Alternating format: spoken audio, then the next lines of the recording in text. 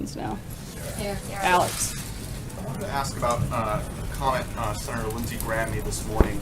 He said it was wrong that there's no good military option regarding North Korea. He said there is a military option to destroy North Korea's program and North Korea itself.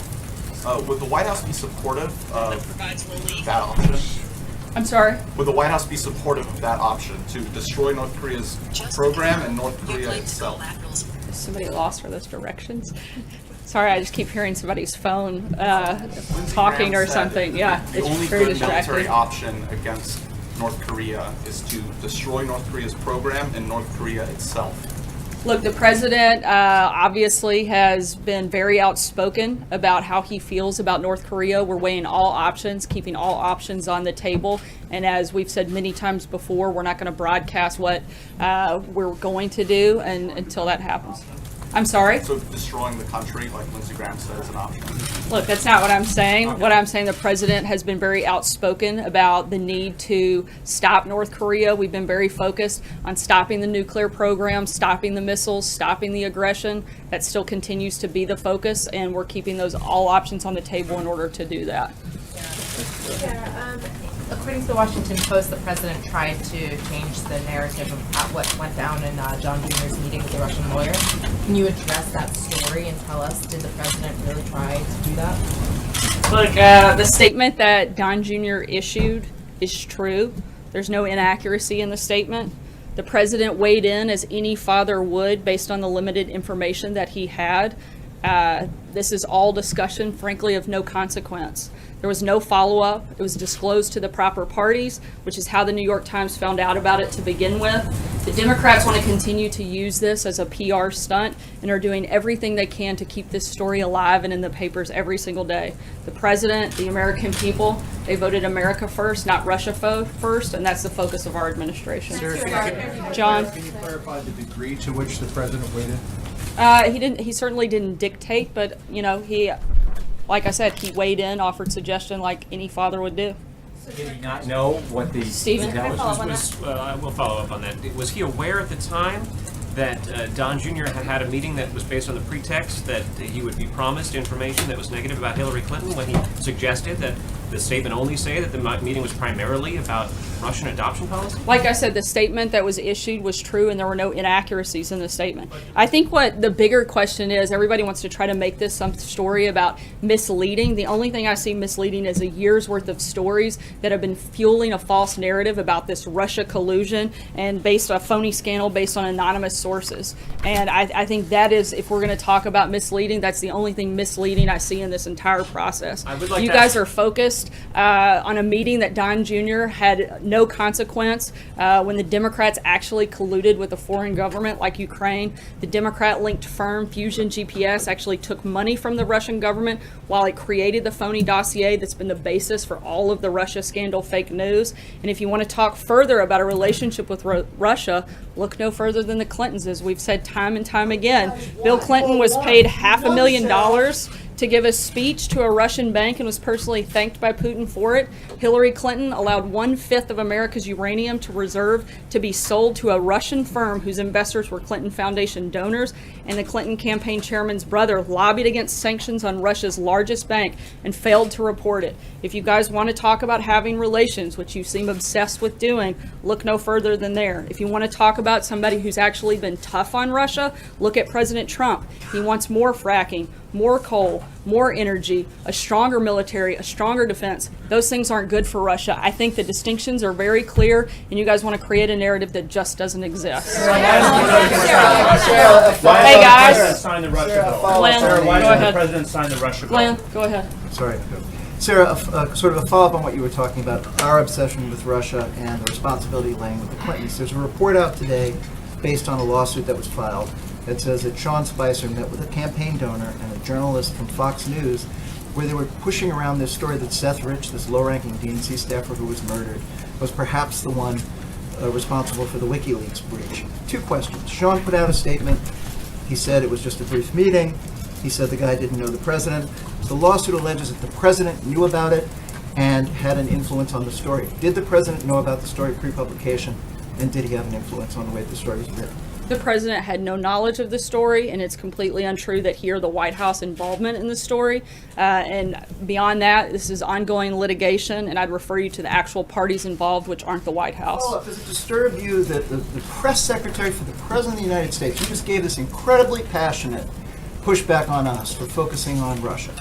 Does it disturb you, you just sped right past this, does it disturb you that there's an allegation out there in a lawsuit, and Sean Spicer admitted meeting with these two individuals, that this was discussed in your White House? That this He met with particular members theory- of the media. I don't find that to be You met with a a member of strange the thing. media who was You guys pushing- were all members he of was the pushing media. a story that was later retracted because it was false. He met with that reporter, and he met with a campaign builder. Does it disturb you? Does it say anything about this White House that you would entertain that kind of story? It doesn't bother me that the press secretary would take a meeting with somebody involved in the media about a story. None of that was disclosed. They had a conversation, and that was the end of it. You guys come to us with stories all day. I've taken meetings with the majority of the people in this room. I don't always know the nature of the story of what you're coming to talk to me about, but it's my job to talk to you, to listen, and I'm responding. The president didn't have knowledge of the story. The White House didn't have any involvement in the story, and beyond that, it's ongoing litigation that doesn't involve anybody in the building, and so I'd refer you to the parties that it does. I've got two questions for you, please. I want to follow up on something you said yesterday after my first question. You were on that flight back from the G20. Did you advise the president to be truthful in that statement that he was helping? I wasn't part of a conversation regarding the You were statement. not in the room at the time? Or in Well, the I mean, area at the time? I was in the air. I was on the plane, but I wasn't part of the conversation, so I can't speak to anything beyond that part. Yesterday, you said that the president was joking about his comments, putting suspects' heads, telling police officers they shouldn't cover their heads and putting them in the car. Was he making a joke about police brutality? Not at all. I think you guys are jumping and trying to make something out of nothing. He was simply making a comment, making a joke, and it was nothing more than that. What's so funny? Should he apologize for that joke? On that same issue, the head of the DEA wrote immediately after the president made those remarks to officers of the DEA, telling them to disregard them and saying he had an obligation to speak up when something wrong happened. It wasn't a directive. It was a joke. There's a very big Seriously, so difference. why was that not clear Olivia? to people? Sarah, has the president signed the Russia, North Korea, Iran sanctions bill? I'm sorry, has he signed it? Yes. He has not, but as we put out a statement earlier this week, he will, and we'll let you know when the details and final plan on What's that the comment. delay? What's the delay here? You guys have had this since Friday. What's holding him back? It's always, there's nothing holding him back. There's a review process, a legal process. They're going through that, and he'll sign the bill, and we'll let you guys know. Margaret. Thanks, Sarah.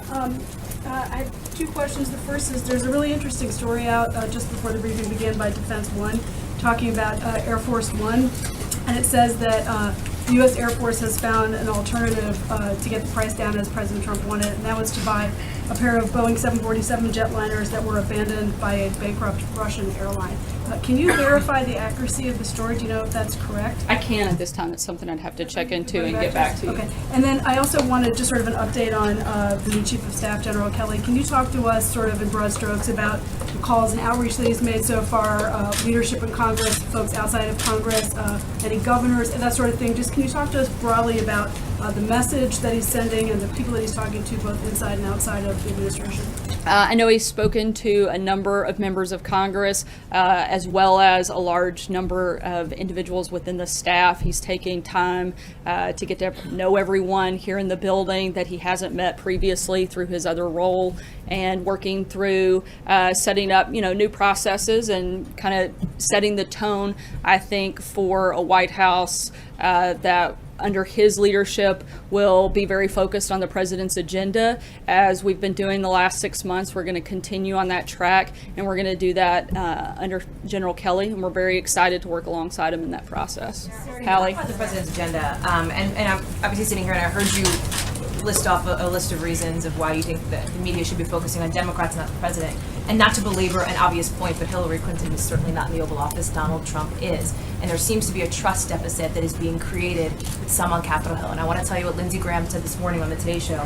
That he says if this is true, this Washington Post reporting, it was a bad decision by the president, which will make us ask more questions. When you get caught in a lie about one thing, it makes it hard to say, well, just let the other stuff go. Is this what is hurting the president's legislative agenda, this credibility issue on the Hill? I think what's hurting the legislative agenda is Congress's inability to get things passed. Can you Go ahead. elaborate on that a little bit, Sarah? Because clearly there is a concern from some Republicans that the president is not always being as truthful as he could be. How does he plan to address that? I think by being truthful and transparent as he has every single day. Go ahead. Thank you, Sarah. I'd like to return to North Korea. With North Korea continuing to escalate nuclear tensions, can we expect any actions from the administration to ratchet up pressure of actions on China? As we've said, we're not going to broadcast movements on things like that before they take place, but we're going to continue to work with our allies, continue to work with our partners, and again, the goals are to stop the nuclear program, stop the missiles, stop the aggression. With North Korea, we're going to continue looking at the best options and ways to accomplish that. Can you say what some of those options might be? Not at this time. John? Sorry, John Gizzy, you had your hand up when I first went back to you. Thank you, Sarah. Happy to go to somebody else named John. You said yesterday that there would be no reshuffle in the cabinet, meaning General Sessions would not move over to the Homeland Security. Is that correct? Correct. And does that also mean that Secretary of State Chris Kobach, the Vice Chairman of the President's Commission on Electoral Integrity, would stay in his position and not be considered for Homeland Security? I'm not aware of any movements for him, but as always, when we have a personnel announcement, I'll be happy to share it with you. John Decker? Thanks. Since we're in the Johns, I'll take Thank you, Sarah. I was hoping just to follow up on North Korea, hoping you could clarify the administration's message that it has for North Korea. The other day, the president said, when asked about North Korea, we will take care of them, we will take care of everything. And a little bit ago, the Secretary of State Tillerson said that the U.S. is trying to convince North Korea that the U.S. is not your enemy. So which one is it? Is the president focused on North Korea as an adversary, or is Secretary Tillerson correct that the U.S. is trying to send this message that the U.S. is not North Korea's enemy? Look, like I just said a few minutes ago, the big priorities here, which we've laid out, I think this is the third or fourth time I've done it just today, is to stop the nuclear program, stop the missiles, stop the aggression. That's what we're focused on in regards to North Korea, and we're going to continue pushing on that, continue working with our allies and partners to accomplish that, and do what is necessary to achieve it. Are they an adversary? Does the Look, President Trump I think in some ways they get to decide by the actions that they take. If they want to stop their nuclear program, stop the game, stop the missiles, stop the aggression, then I think we may be able to find ways to move forward. But those are the priorities of this administration. Dave. Sarah, thanks. Secretary Mnuchin had a meeting on the Hill this morning with Senate leaders about the debt ceiling. Apparently, according to reports, they didn't get anywhere. Obviously, this has the potential to affect the stock market rally that the president is so pleased with. I think the whole country's pleased Yes, with it. that's true. Do you have any reason to believe at this point that you're going to get the debt ceiling issue done by the end of September? Look, to ensure that we have robust economic growth and promote fiscal discipline, the Trump administration believes it's important to raise the debt ceiling as soon as possible. Over the past 2 decades, members of Congress and presidents from both parties have raised the debt ceiling 15 times, and we look forward to working with Congress to ensure the full faith and credit of the United States government. Sarah? April. Thank you. Since you said my name so politely. Thank you, Sarah. So, Somewhat sarcastic. me being sarcastic? No, never. Go ahead, April. All right. Sarah, when it comes to this joke that the president said Friday, you have many organizations, to include police organizations, the NAACP, and the American Citizenship that is upset about this. Could there be an apology from the president, and what does he view as reasonable when he's not joking when it comes to use of force from police? I would have to ask on that specific question. But do you think that the president is remorseful for what he said because of the outcry from Friday? I think the president supports our law enforcement, and he supports the protection of the citizens of this country, and he wants to empower our law enforcement to be able to do their job. I don't think there's anything beyond that. Zeke. Thanks, Sarah. First, following up on Olivier's question, you mentioned that there's a legal review of this legislation, but the White House has already said that the president will sign it. So what is the nature of that review? If presumably there is some review before putting out that statement. As with every very particularly complex piece of legislation like this is, there's a legal review, and once we sign that, we'll work through and put more of the details of that process out. And separately, one more for you. Last month, the president had delivered a warning to Congress a couple of times not to take vacation in August. What is the status of the president's August plans? Does he plan to leave Washington? For how long? And what will he be doing during that time frame? We'll continue to keep you guys updated on his August schedule as those details are finalized. Thanks, Sarah. The Coast Guard commandant says that he won't turn his back on transgender troops, which would seem to preclude adhering to the president's directive on Twitter. Does the White House consider that he's refusing to follow an order? I haven't heard those comments or had a chance to speak with any about it, but I know that the goal is to work with all of the relevant departments, primarily the Department of Defense, to lawfully implement that new policy. Sarah, you just told April that you would have to ask the president if an apology would be appropriate. Are you saying you will ask him and get back to us? No, I said I would have to in order to answer that question. Well, could you please? I'll let you know if I do. Also, on General Kelly, you said yesterday that everybody's now reporting to the president through him. Is that an accurate characterization? Right, like I said, that General Kelly has full authority So does that in the mean White nobody House. can wander into the White House on their own? Is he going to post I don't think somebody anybody outside can the wander Oval into the Office? White House on their own Excuse me, without into the Secret Oval Service Office, into the stepping Oval in. Office? Can his daughter, can his son-in-law, can Steve Bannon wander into the Oval Office to I don't talk think to him anybody just without? wanders into the Oval Office. Look, this is the White House. He's the President of the United States of America, and there are processes But it's pretty and. informal here normally, right? I mean, people talk to him. They don't wait to get approval to talk to him. Look, General Kelly is going to work with the entire team as he's been doing over the last couple days. He's done a great job of sitting down and talking to individuals about the needs that they have, the conversations, and putting a structure in place. There's nothing abnormal Can about top that. staff talk to the president without the approval of General Kelly? I don't know that I would say approval is the correct word, but I certainly don't think it's like we're getting permission slips signed. But I do think that there is something to having a structured process in order just to make things run more smoothly at the White House. What is the president's reaction to two opposition leaders being jailed in Venezuela? Can you say that again? What is the president's reaction to the two opposition leaders being jailed in Venezuela now after the sanctions from yesterday?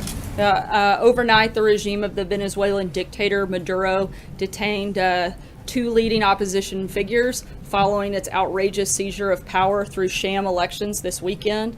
The vice president spoke with Mr. Lopez just last week, and he and Mr. Ledesma are political prisoners held unjustly by the Maduro regime. The United States condemns the actions of the Maduro dictatorship, and we hold Maduro personally responsible for the health and safety of both men and any others seized by his dictatorship. Is the president already considering increasing the sanctions and perhaps going after the oil exports? Again, I'm not going to broadcast, as Secretary Mnuchin said yesterday. We'll consider all options and keep you guys updated. On healthcare, you said earlier that what's keeping the president's agenda from going is Congress and their votes. The president has said he wants to see healthcare done before anything else, and yet that's not the message we've seen from the Senate Majority Leader, Mitch McConnell, in the last few days. Can you explain the discrepancy between the president and senior Republican leadership on the Hill when it comes to what should be done next? As we've said before, we can do a lot of different things at one time. We're continuing to focus. First. We're continuing to try to push a new healthcare system. We know that Obamacare is failing. We know that inaction is simply not okay. We want to continue to make that a priority. We want to work with Congress to do that. We may look for other ways to improve healthcare in the meantime. We're also continuing to focus on tax reform. We've been doing tax reform listening sessions for the last month. We've had countless meetings with members of Congress, other organizations, talking about tax reform, infrastructure. We're going to continue to focus on all of those priorities and move them forward. Will the president support Congress taking CSR payments out of his hands? There's been some suggestion, again, among senior Republicans that this is appropriate to do, given the president's threats to stop these payments. They're saying this should be taken out of the executive branch. I'd have to get back to you on that. Because this is something that's being discussed pretty aggressively on Capitol Hill. John Sure. Thune has I'm talked happy. about it. Orrin Hatch has I'm talked about it. happy to get back to you. Mitch Got McConnell, it. thanks. Yep. Peter. Very quickly on Seth Rich. Does the president believe the predicate about original Fox News reporting that Seth Rich was responsible for the release of